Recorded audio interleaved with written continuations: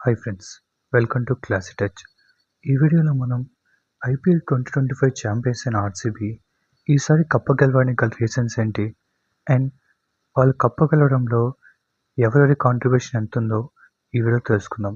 So video start చేసే ముందు మీరు కనుక మన ఛానల్ కొత్తగా వచ్చినట్టయితే వెంటనే ఛానల్ సబ్స్క్రైబ్ చేసుకొని పక్కనున్న బెల్ ఐకాన్ అయితే ఆన్లో పెట్టుకోండి. మరియు వీడియో నచ్చితే లైక్ చేయండి, మీ ఫ్రెండ్స్ అండ్ ఫ్యామిలీకి అయితే షేర్ చేయండి. So let's start the video. So RCB దాదాపు 17 ఇయర్స్‌గా అయితే ఐపీఎల్‌లో ఓడిపోతూ వస్తుంది. 3 సార్లు ఫైనల్స్‌కి వెళ్ళినప్పటికి కూడా వాళ్ళకి పరాజయం అయితే ఎదురైంది.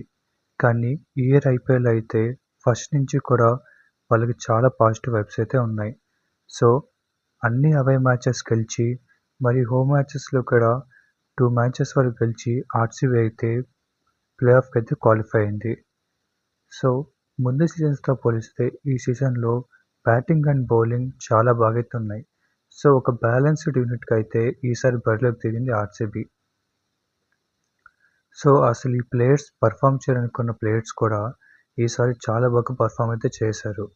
ముఖ్యంగా కృణాల్ పాండ్యా లాంటి వాళ్ళు కూడా ఈసారి చాలా బాగా అయితే పర్ఫామ్ చేశారు. ఎప్పుడు 1-2 మ్యాచ్‌లు మాత్రమే ఆడతారన్న కృణాల్ పాండ్యా ఈసారి దాదాపు అన్ని మ్యాచెస్‌లో గేమ్ చేంజర్‌గా మారి ఆర్సీబీ కప్ గెలవడంలో ఇంపార్టెంట్ రోల్ అయితే ప్లే చేశాడు. అలాగే మిగతా బౌలర్స్ హేజల్వుడ్ కూడా ఈ మధ్య ఐపీఎల్‌లో అంత ఫామ్‌లో అయితే లేడు. కానీ ఈ సీజన్ ఐపీఎల్‌లో మాత్రం ఆర్సీబీకి చాలా బాగా పర్ఫామ్ చేశాడు. అండ్ హేజల్వుడ్‌కి సపోర్ట్‌గా శ్రేయస్ శర్మ, భువీ కూడా చాలా మంచిగా అయితే బౌలింగ్ చేశాడు. ఎస్‌దయాల్ కూడా ఇంతకుముందు సీజన్‌తో పోలిస్తే చాలా బాగా పర్ఫామ్ చేసి టీమ్‌కి ఇంపార్టెంట్ సిచ్యువేషన్‌లో వికెట్స్ అయితే అందించాడు.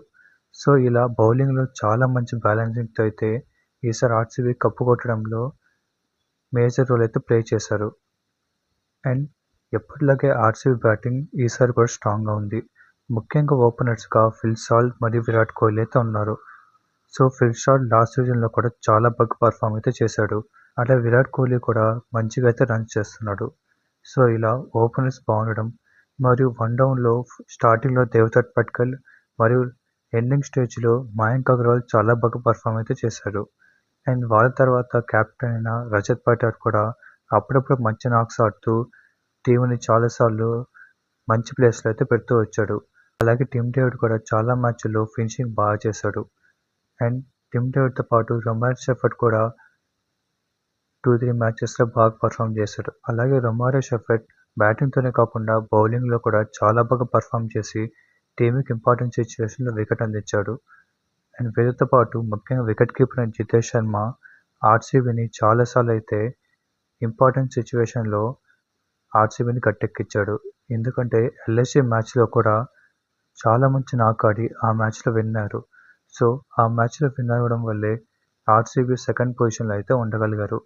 సో దానివల్లే డైరెక్ట్ ఫైనల్స్ క్వాలిఫై అయ్యి ఆర్సీబీ మంచిగా ఈసారి కప్ అయితే గెలిచారు. సో ఇలా బ్యాటింగ్, బౌలింగ్ ఆల్రౌండర్స్ అందరూ బాగా పర్ఫామ్ చేయడంతో ఈసారి ఆర్సీబీ కప్ అయితే గెలిచింది. అండ్ ముఖ్యంగా ఫైనల్స్‌లో ఆ ప్రెషర్‌ని తట్టుకొని బ్యాటింగ్‌లో 190 మరియు బౌలింగ్‌లో చాలా తక్కువగా రెస్ట్రిక్ట్ చేశారు. సో ఇలా ప్రతి ఒక్క విషయంలో బ్యాటర్స్‌తో పాటు బౌలింగ్‌లో కూడా అందరూ బాగా పర్ఫామ్ చేశారు. సో ఎట్టకేలకు 18 ఇయర్స్ తర్వాత ఆర్సీబీ అయితే వాళ్ళ ఫస్ట్ ట్రోఫీ అయితే గెలిచారు. సో ముందు ఇంకా మంచి ట్రోఫీస్ గెలవాలని కోరుకుందాం. ఫ్రెండ్స్, వీడియోని ఎండ్ చేసే ముందు మరొక విషయం. ఆర్సీబీ కప్పు గెలిచిన నెక్స్ట్ డేనే బెంగళూరులో స్టాంపేడ్ చేయడం వల్ల చాలామంది ప్రాణాలు అయితే కోల్పోయారు మరియు ఇంజూర్ కూడా అయ్యారు. సో సెలబ్రేషన్ ఉండొచ్చు కానీ మరి ఇలా మాత్రం సెలబ్రేట్ చేసుకోకూడదు. సో అంతమంది క్రౌడ్ గ్యాదరింగ్ ఉన్నప్పుడు మనం అక్కడికి వెళ్ళకపోవడం మంచిది. సో ఇలా ఈ మధ్య చాలా అయితే జరుగుతున్నాయి. సో దయచేసి ఇలాంటి వాటికి దూరంగా ఉండాలని నేను కోరుకుంటున్నాను. ఎందుకంటే మన లైఫ్ అంటే మనకేది ఇంపార్టెంట్ కాదు. సో అందరూ ఇంట్లో జాగ్రత్తగా ఉండి సెలబ్రేట్ చేసుకోండి.